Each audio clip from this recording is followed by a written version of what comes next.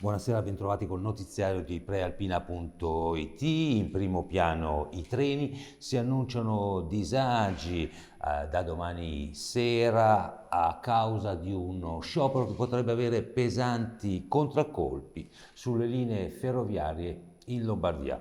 Vediamo perché nel servizio curato da Massimo Rovati.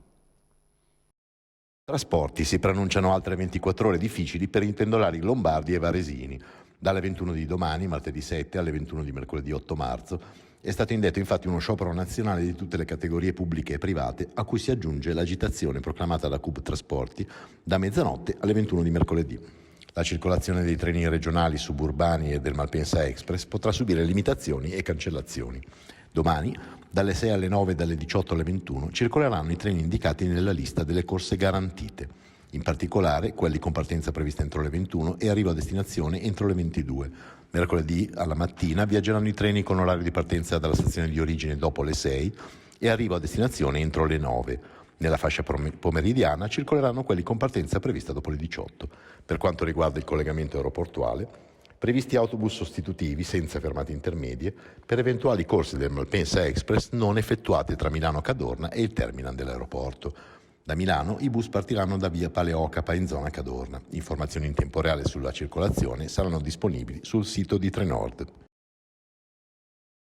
E ora la cronaca spostandoci a Gallarate, dove gli agenti del commissariato di polizia sono risaliti al presunto responsabile degli incendi dolosi avvenuti nel mese di agosto e che avevano destato grande allarme. L'uomo denunciato è un 56enne, attualmente si trova detenuto nel carcere di Cremona per altro motivo. I roghi che gli vengono attribuiti sono quelli del 14 agosto ai danni di un noto locale del centro cittadino, oltre ai 3 incendi appiccati il 23 agosto ai danni di altri 2 esercizi commerciali e di un condominio. Maggiori approfondimenti si possono leggere su prealpina.it.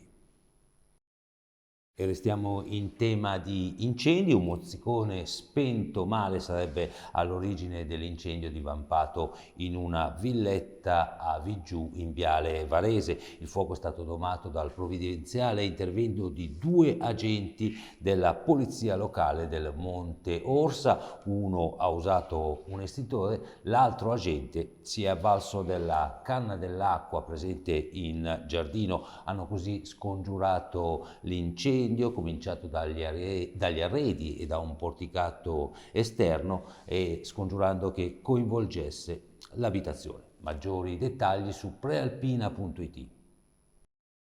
Il nuovo presidente della provincia di Varese, Marco Magrini, ha annunciato oggi la sua nuova giunta. Alla vicepresidenza Valentina Verga, alla quale vengono attribuite tra l'altro le deleghe alla cultura, sport e personale. Giuseppina Lanza si occuperà di territorio. Cecilia Caraggi sarà responsabile per le aree omogenee. Michele Di Toro avrà le deleghe all'ambiente, alla polizia ittico-venatoria. Carmelo Laurecella si occuperà di lavoro e Alessandra Agostini di edilizia scolastica. E cambiamo argomento. La regione Lombardia è quella che ha fatto registrare più unioni civili. Ce ne parla Elisa Petrocelli. Nel 2021 sono state costituite 2.148 unioni civili tra coppie dello stesso sesso presso gli uffici di stato civile dei comuni italiani, un aumento di quasi il 40% rispetto al 2020, che però è stato l'anno del Covid. Il 34,5% delle unioni civili è nel nord-ovest, la Lombardia è in testa con il 21,8%. Confermata la prevalenza di unioni tra uomini, 1225, il 57% del totale. Questo emerge dall'ultimo report pubblicato oggi dall'Istat, che esamina anche i matrimoni dove si conferma che 1 su 2 è celebrato con rito civile, per la precisione il 54%. Una percentuale che sale al 95% nelle seconde nozze, essendo questa in molti casi una scelta obbligata, e al 92% nelle nozze con almeno uno sposo straniero.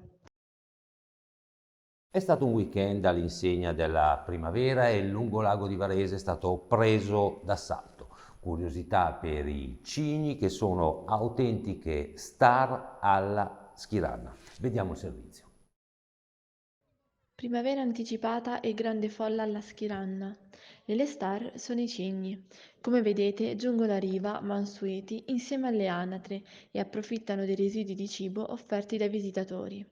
Per i bambini è un gran divertimento, ma attenzione, sfamare i cigni è proibito, lo stabilisce il regolamento comunale per la tutela e il benessere degli animali. Ma un po' di tolleranza, data la situazione, non guasta. Come detto, la Schirana è stata presa d'assalto nel fine settimana. Il Parco Zanzi, polmone verde in riva al lago, è la meta più gettonata. Le auto hanno trovato posto in Piazzale Roma, che presto verrà occupato dal Luna Park. E dalla Schirana alla Sacromonte a breve chiuderà un baretto storico e per l'addio si annuncia un'iniziativa particolare. Il servizio è di Adriana Morlacchi. Ultima settimana di apertura per il Bar Pineta, detto anche Baretto, un'istituzione al Sacromonte perché è l'unico bar del borgo ad essere sempre aperto, dalle 7 a mezzanotte in inverno e dalle 6 a notte fonda in estate. Dopo 35 anni di attività, il bar deve liberare il terreno per lasciare spazio ad un progetto di riqualificazione datato 2018 che ambisce a far tornare tutta la collina fruibile per i picnic. Domenica al Bar Pineta si svolgerà una festa di addio per stare un'ultima volta insieme e raccogliere soldi per i 2 dipendenti che dal giorno successivo resteranno senza lavoro. Tutti i clienti più affezionati sono invitati, così come coloro che sono passati dal bar per caso e si sono fermati a gustare i panini e la cioccolata densa, specialità che costituivano il biglietto da visita del locale e che in tanti rimpiangeranno. E ora la pagina sportiva partendo dal calcio, terza sconfitta consecutiva per la Pro Patria, superata ieri dalla Pro Sesto. Sentiamo l'analisi del centrocampista Gianluca Nicco. No, sicuramente abbiamo fatto, secondo me, un brutto primo tempo.